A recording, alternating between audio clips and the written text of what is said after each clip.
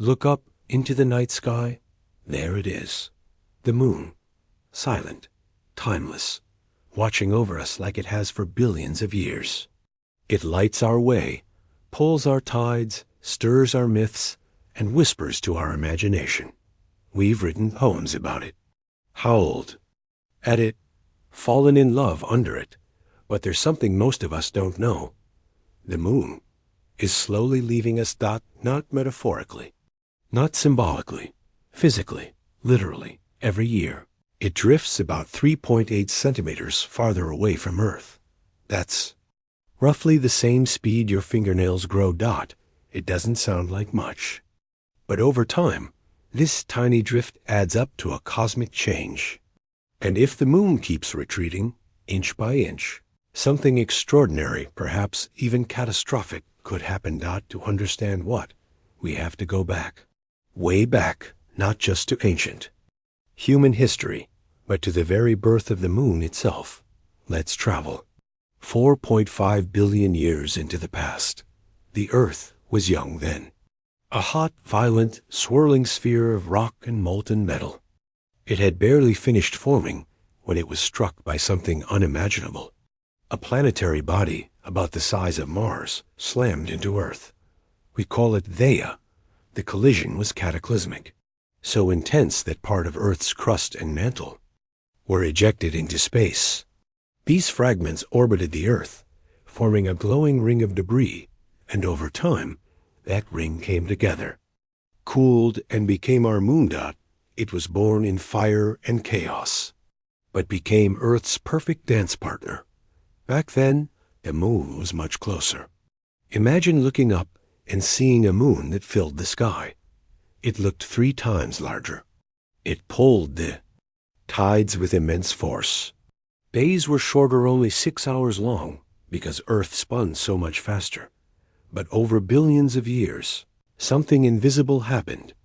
Through a process called tidal acceleration, the moon began stealing a tiny bit of Earth's rotational energy. Here's how it works. The moon's gravity tugs on Earth's oceans, creating a bulge, what we experience as tides. But because Earth spins faster than the moon orbits, this tidal bulge isn't directly beneath the moon. It's slightly ahead of it. That offset creates a gravitational tug back on the moon. It's like Earth is slinging the moon forward very, very slowly, giving it a little extra energy. And that tiny push adds up. As the moon gains this energy, it spirals outward, inching away from us. Meanwhile, Earth pays the price. It loses rotational energy, and our days grow longer. Hundreds of millions of years ago, a day on Earth was only 18 hours. Today, it's 2-4. In the distant future, it'll be even longer.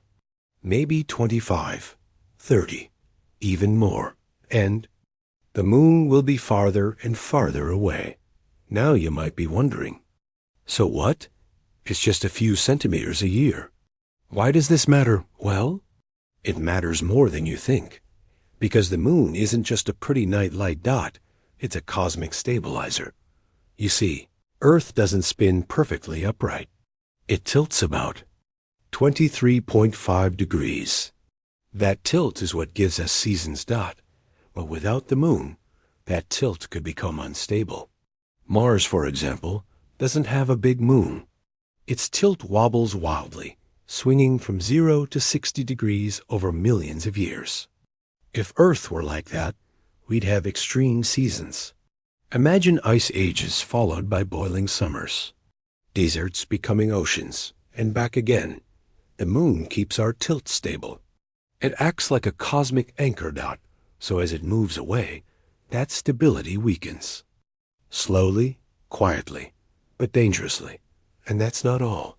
The moon drives our tides. Without it, the sun would still create tides, but they'd be much weaker. Coastal ecosystems that rely on powerful tides would collapse. Marine life would suffer. Weather patterns could shift. Life itself, especially life in oceans, might struggle to adapt. And human history? It could have been completely different. Think about ancient peoples. The moon, helped them track time. It guided migrations, planting seasons, religious rituals. What would mythology and culture be without the moon? No moonlit nights, no lunar calendars, no tides to shape coastal civilizations. The moon helped life evolve. It helped humanity evolve. Now it's slowly leaving. But how far will it go? And will it ever be gone? Well, here's where it gets really interesting. The moon can only move away so far. Eventually, it will reach a point where its orbital period matches Earth's rotation. That's called tidal locking, and it's already happened. But only halfway. Right now, the moon is tidally locked to Earth. That's why we always see the same face of the moon. But Earth isn't locked to the moon yet. We still spin faster than the moon orbits. In the far, far future, Earth will slow down enough that both will be locked. A day on Earth will be the same length as a month. About 47 current Earth days long. At that point, the Earth and moon will face each other permanently, like two dancers frozen in their final pose. Once that happens, the moon will stop moving away. It will settle into a fixed orbit, no longer drifting, no longer changing. But that's not the end, because by then, the sun will have other plans. Our star is slowly brightening, heating up. In about 1 billion years, Earth's oceans will start to boil. In 5 billion years, the sun will expand into a red giant, swallowing Mercury and Venus and maybe Earth too. The moon? It might escape, or it might be pulled in, consumed in the fire, or flung into space as the sun dies. But long before that, humans might be gone, or evolved, or among the stars. Still, this quiet separation, this lunar farewell, reminds us how fragile the balance of our world really is. The moon's slow retreat affects everything. Our length of day, our ocean tides, our climate stability, even our sense of time and mythology. It's like watching a clock unwind. Not in minutes, but in millennia. So next time you look up at the moon, remember this. It hasn't always been there. It won't always be there. And right now, it's on its way out, not with a bang, but with the gentlest of goodbyes. A farewell measured in centimeters. A separation written across the sky. And yet, there's something poetic about that, isn't there? The idea that even cosmic relationships change, that nothing, no matter how grand, is forever. But even in their ending, they shape everything that came before. The moon is leading us, and maybe, just maybe, that makes it all the more precious. Long pause. Music softens. Thank you for joining us on this quiet journey through space and time. This has been The Sleepy Scientist. Where wonder never sleeps.